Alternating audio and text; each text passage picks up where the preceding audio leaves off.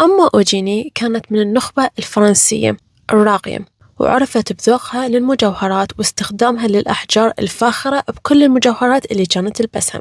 فكانت تستخدم أحجار كريمة نادرة وغالية ومميزة، وكل قطعة مجوهرات كانت تملكها أو تلبسها كانت مصممة بتقنيات كلش صعبة، شون فنية، شون مصنوعة، يعني يوقف عقلكم من تبعون القطع، يعني قطع تهيم.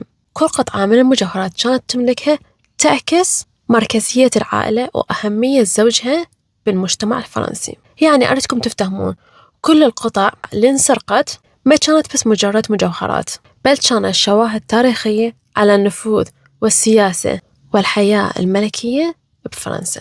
فشافت هذين المجوهرات عن قرب تجربة فريدة من نوعها، لأن تربطك مباشرة بس تشوفها بالقرون الماضية وبأحداث حقيقية صارت بفرنسا وشكلت التاريخ الفرنسي اللي موجود بيومنا هذا. طبعا خلي أقول لكم شيء صار ويانا خلال رحلتنا لهذا المتحف.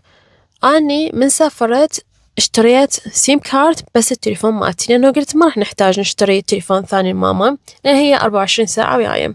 بس ماما بهذا اليوم لأنه إحنا كنا طالعين من الصبح كانت تعبانة، فرحنا بهذا المكان. أني من بوعت هواي تيك توك فيديوز ويوتيوب فيديوز قالوا لازم تزورون هذا القسم مال المجوهرات. بس المتحف كلش كبير، يعطوكم خارطة بخارطة دوق، يعني احنا نفوت ونطلع لأن كلش كبير، فما نعرف احنا وين طابين وين طالعين.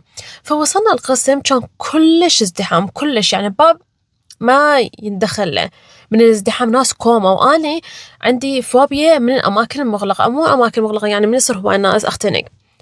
ماما قالت أنا تعبت، عوفيني هم حاطين مثل كراسي واحد يقدر يقعد، عوفيني هناك، هاي أكيد هنا موناليزا، روحي شوفيها وطقطقي وياها صور وعوفيني أنا أقعد هنا أنتظرش وخلصي طلعين، ما أريد أفوت ازدحام وأنا تعبت بعد ما أقدر أمشي.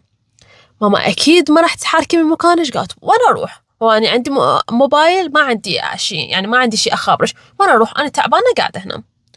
ما أدري أنا شلون قلبي حسني إنه هي ماما ما راح تقعد راحة، يعني دائما تقول ماما أنا هنا وتتحرك. راحت في هاي ازدحام كتل على هذا، أكو كوما مرشد سياحي لكل مجموعة، لكل الدول بكل اللغات، يجي يحكي إياهم يعرفهم على القطع شنو يعني حتى رسومات وأشياء بالمتحف هذا ليش مهمة، شنو هاي الأشياء، حتى بالإنجليزي أكو وبالفرنسي، يعني بكل اللغات هاي القطع من كان لابسهن وهيك من هاي السوالف. فأنا قاعدة أستمتع وقاعدة أطقطق لكم صور وردت أصور لكم إياها، ردت أراويكم شو حلوات، يعني من صدق يهيمني وقفن العقل. خلص التصوير وطلعت، قلت دا تقول لماما إنه مو هنا موناليزا، نروح لغير مكان.